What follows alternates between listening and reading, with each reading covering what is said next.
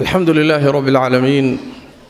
الرحمن الرحيم مالك يوم الدين أصلي وأسلم على من بعثه الله رحمة للعالمين نبينا وحبيبنا محمد وعلى آله وصحابته ومن تبعهم بإحسان إلى يوم الدين أما بعد أيها الأحبة في الله waxaan dhexda kaga jirnaa maalmihii barakaysnaa ee fadliga badnaa ee nabigu ku sheegay salawaatu rabbi wa salaamu alayhi sanadka maalmihiisa inay yihiin maalmaha ugu fadli badan amalka la sameeyana ugu ajir badan yahay allana ugu jecel yahay tabaaraka wa taala nabigeena salawaatu rabbi wa salaamu alayhi wuxuu yiri amal saaliha oo la sameeyo sharti an yakuna saalihan عمل wanaagsan oo la sameeyo oo alla ka jecel yahay ma jiro amalka la sameeyo 10 kan bari waa bisha markay dhalato bilowgeeda ila 10 ka u horeeyo amalka saalix ee la sameeyo amal ka fiican oo ilaahay ka jecel yahay ma jiro waxay yiraahdeen saxaabadu ridwaanullaahi calayhim agtooda waxa muqarrar ka ahaa inuu jihaadku yahay acmaasha ilaahay loogu dhawaado kuwa ugu fadli badan ee ugu qiimo badan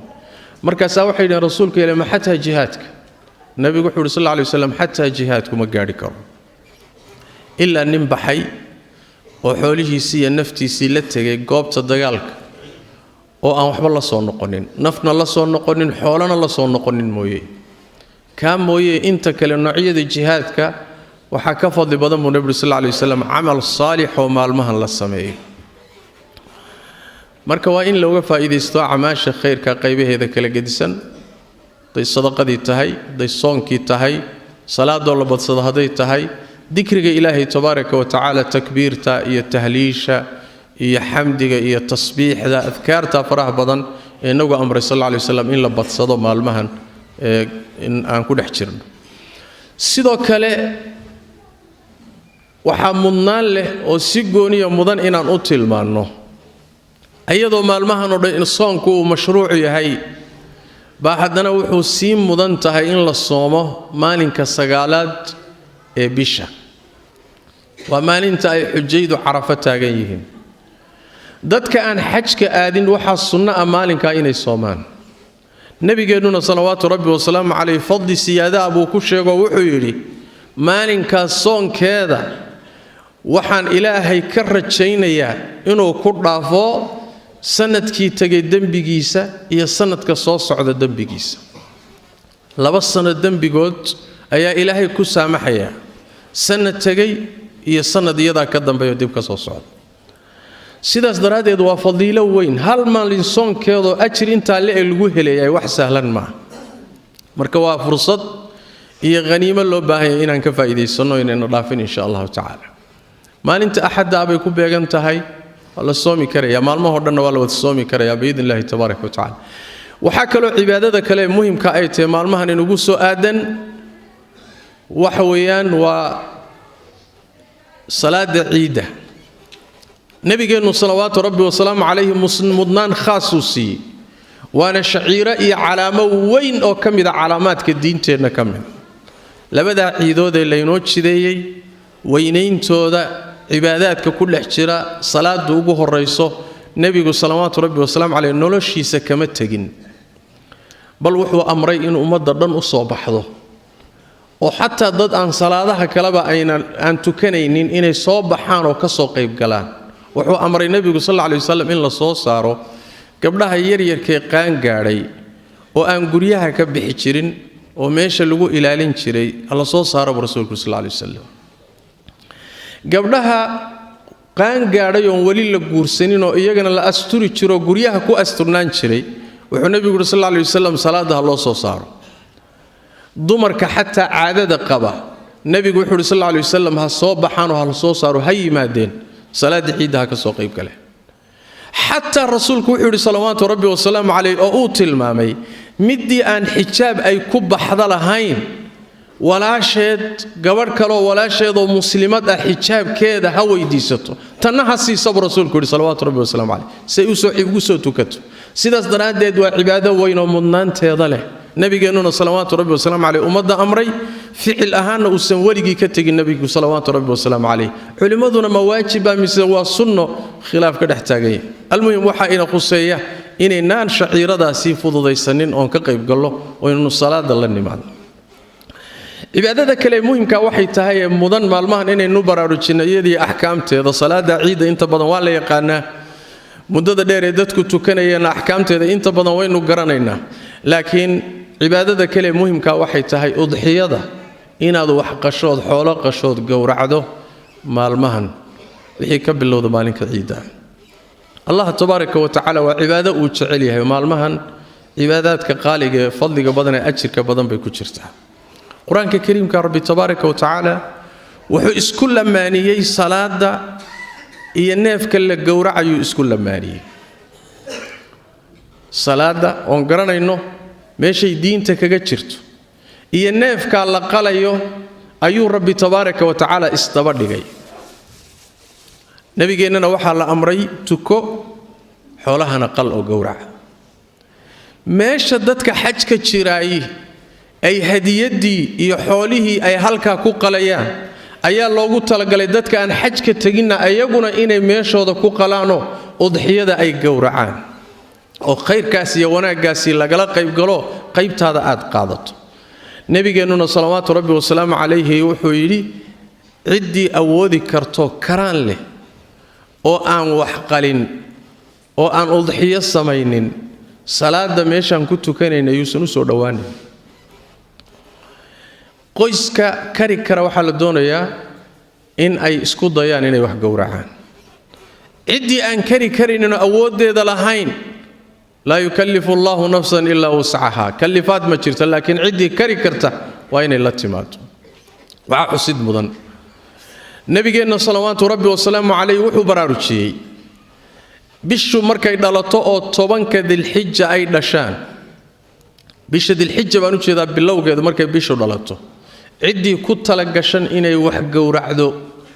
oy udxiyo samayso ilaa uu neefka ka gowraco 10ka bari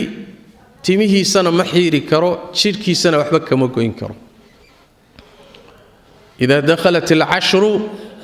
وأراد أحدكم أن يضحي فلا يمس من شعره وبشره شيئا بالنبي صلى الله عليه وسلم هذي طبنكو صوغلان وبشو دلت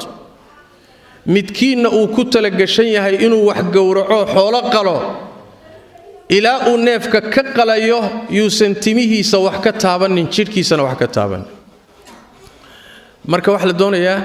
hadaad ku tala gashan tahay intaad neefka ka qalayso inaadan jidhkaaga waxba ka goyn cibaadadaasi waa cibaado weyn oo iyadana la doonayo in laga faa'iideysto insha Allah ta'ala waxay leedahay marka shuruud bay leedahay shuruudeeda waxa kamid ah ahkaamta la doonayo in la ilaaliyo neefka waxa la gowracayay waa inuu yahay xoolaha la dhaqdo waa inuu ama geel yahay ama lo yahay ama ari yahay arigaasi ama idaha noqdo ama riyacad ha noqdo xoolaha la dhaqdo waxaan ahayn udxiyo ma galo quraanku macnahaas uu tilmaamay shardiga labaadi wax weeyaan neefka aad ku udxiyaysanayso waa inuu gaadhay da'dii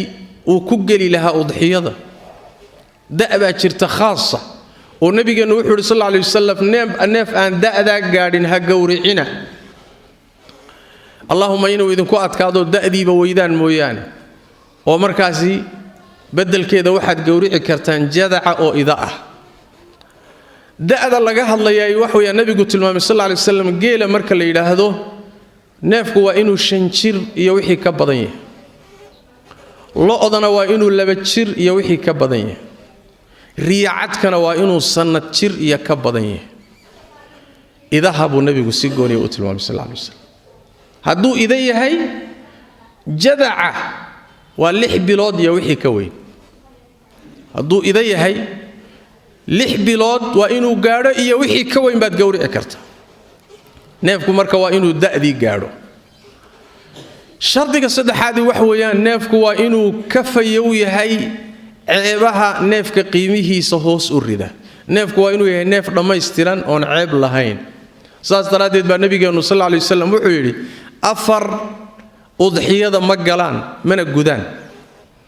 أفرتاس النبي صلى الله عليه وسلم ناف إلا إشعورا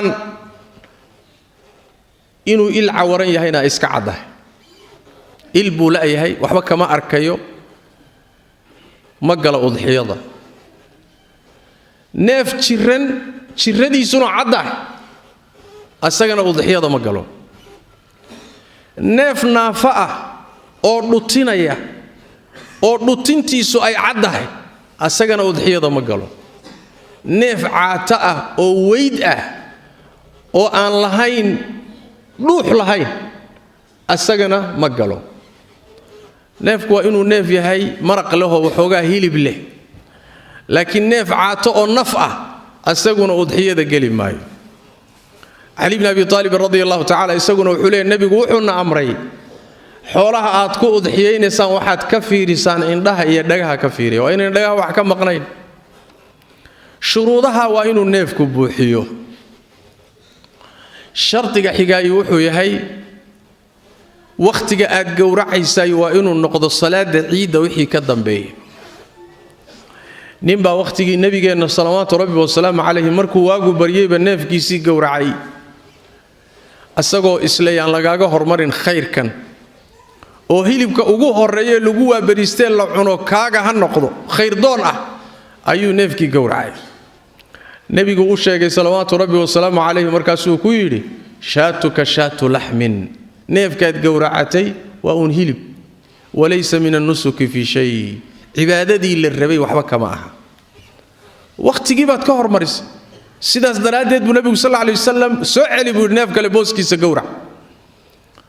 marka waa in aad salaada ciida wixii ka dambeeyay gowracdoodan ka hormarin hadaad ka hormariso neefkaasi udxiya ma waxa inta weheliya xilliga jaaniska aan haysaneen gowrici karno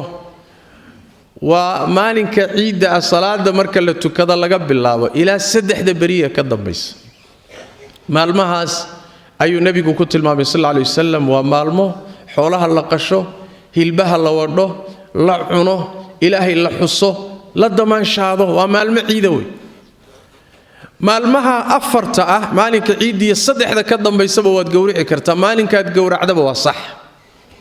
sidaas xadiista nabigeena ku sugan salawaatu rabbi wa salaamu alayhi cibaadada qiimaha badan marka iyadana waa inaan ka faa'iideysano ninka iyo ehelkiisa qoyskiisa hal neef oo ariya ku filan kara hadaad ka badisana khayr iyo baraka todobada ruux waxay wadaagi karaan neef geel ah neef lo ana way wadaagi karaan todoba ruux intay wax isku darsadaan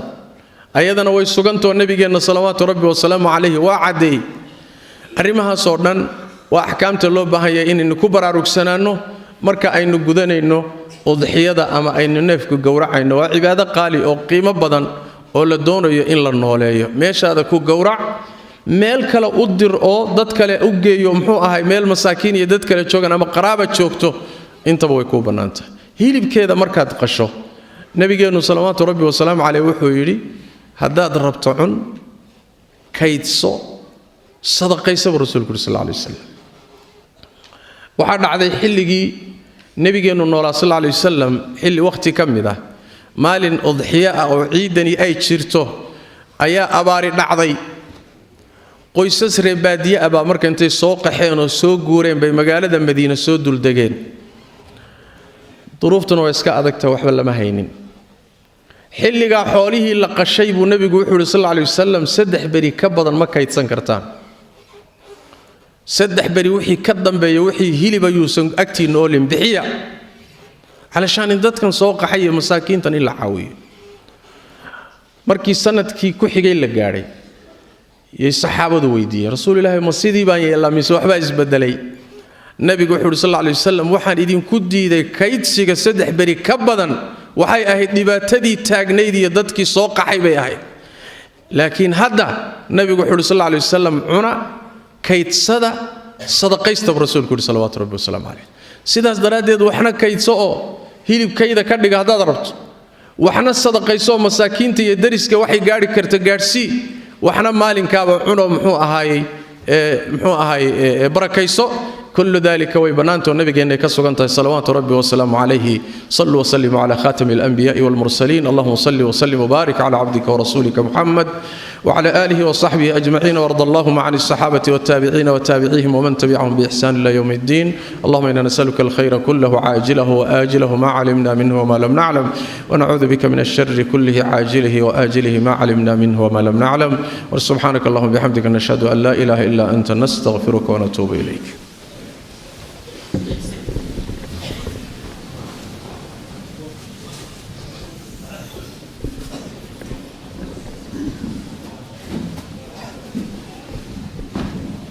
الله